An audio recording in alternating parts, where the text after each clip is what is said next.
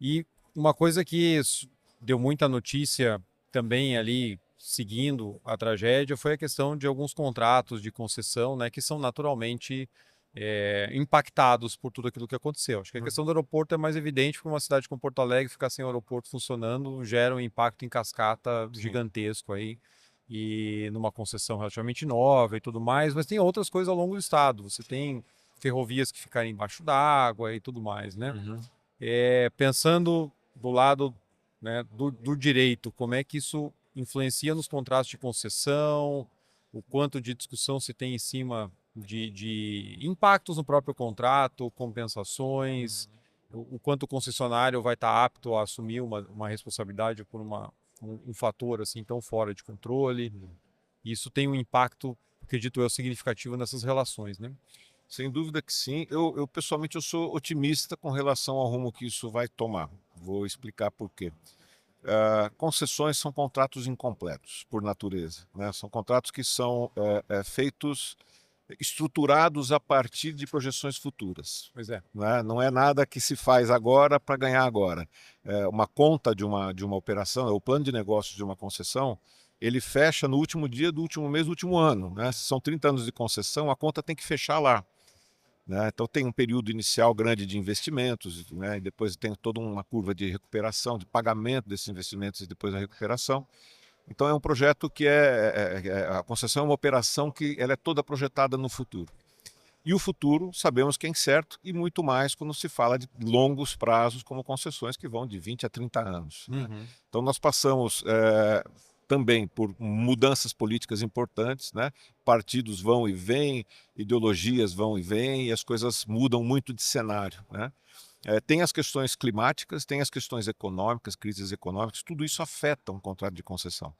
Então é um contrato que ele, por natureza, ele é propositadamente incompleto, ou seja, ele tende a ir se completando e se integrando ao longo da sua execução. Uhum. E isso é muito claro para quem participa desse tipo de operação. O TCU, que é o órgão que faz o controle das concessões federais, né, somente da operação, da parte financeira, o TCU tem sido uma grata surpresa nos últimos anos. É um instituto que era tradicionalmente muito fechado, parecia que vivia numa torre de marfim, e hoje é um órgão que está muito sensível aos acontecimentos do mundo real. Então, por exemplo, nós tivemos uma crise muito grave financeira, né, econômica no Brasil, que começou em 2014, Uhum. que depois foi agravada pela pandemia. Essa crise de 2014, ela é uma crise extraordinária. Não é uma crise como todas as outras. Numa concessão você considera crises, Sim. né? Tem um cenário de crises, o gráfico ele anda para cima e para baixo, ele tem uma tendência. Então, no cenário de 30 anos você traça uma linha diagonal que você entende que é como a economia vai crescer. Uhum. E essa linha diagonal, ela tá, quando você vai para um grau a mais de detalhe, ela está repleta de subidas e descidas, que são as crises normais que acontecem. As crises costumam bater no fundo e ter uma reação de mercado que joga tudo lá para cima, para uma reação, para uma situação em que o mercado fica melhor do que estava antes, para Uhum. poder recuperar. E depois ele volta para aquela linha de crescimento. Então tem uma linha de tendência normal que se espera que aquele comportamento se mantenha.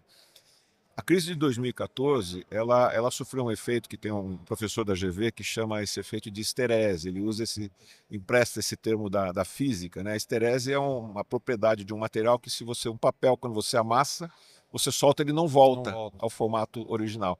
Essa crise tem essa característica. Ela é uma crise que o papel amassou e ele não vai voltar. Quer dizer, o gráfico bateu no fundo e ele não foi lá para cima. Uhum. Ele ficou um tempo no fundo e ele está voltando lentamente para a linha média. Ou seja, aquilo não vai se Se recuperar recuperar. no médio prazo. Então, as concessões que estão em andamento provavelmente vão chegar no seu final sem que essa recuperação tenha acontecido, Uhum.